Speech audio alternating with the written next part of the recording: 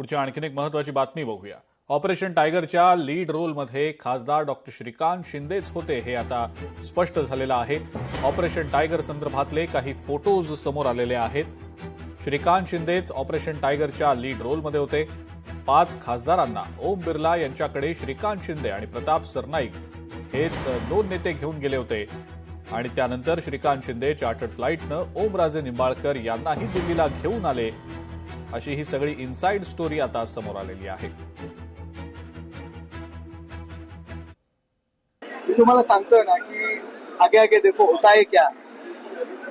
संजय राऊत सुद्धा राहतील की नाही मला शंका आहे, कारण ते खासदार होण्याकरता कदाचित राहुल गांधी यांचं नेतृत्व ऑलरेडी त्यांनी स्वीकारलेलं आहे।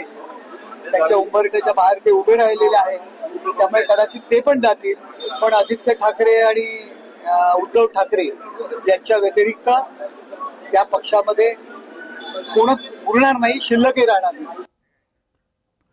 शरद पवारांचा राष्ट्रवादी काँग्रेस पक्ष एनडीएला पाठिंबा देणार असल्याची जोरदार चर्चा सध्या सुरू आहे, तशी माहिती सुद्धा सूत्रांकडून मिळतेय आणि याच संदर्भात पुढच्या 8 दिवसात दिल्लीमध्ये एक महत्त्वाचा निर्णय घेतला जाणार असल्याचंही सूत्रांचं म्हणणं आहे। मात्र भाजपसोबत जावं का याबाबत अद्यापही शरद पवारांच्या राष्ट्रवादी काँग्रेस पक्षामध्ये मतमतांतर असल्याचं सुद्धा सूत्रांचं म्हणणं आहे। भाजपसोबत गेल्यास पक्षातल्या एका ज्येष्ठ नेत्याची कोंडी होण्याची शक्यता आहे, त्यामुळे शिवसेनेचा पर्याय हा समोर आहे का या अनुषंगानं सुद्धा चाचपणी केली जात असल्याचं सूत्रांचं म्हणणं आहे। लवकरच याबाबतचा निर्णय शिंदेंकडून सुद्धा घेतला जाणार असल्याचं सुद्धा सूत्रांनी सांगितलेलं आहे।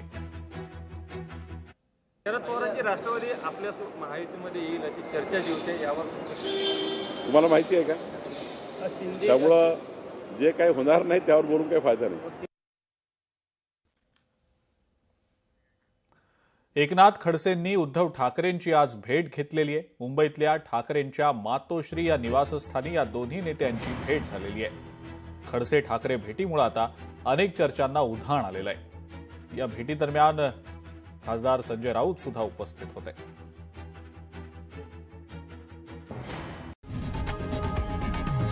लोकशाही मराठी ऐका, पहा, जागरूक रहा।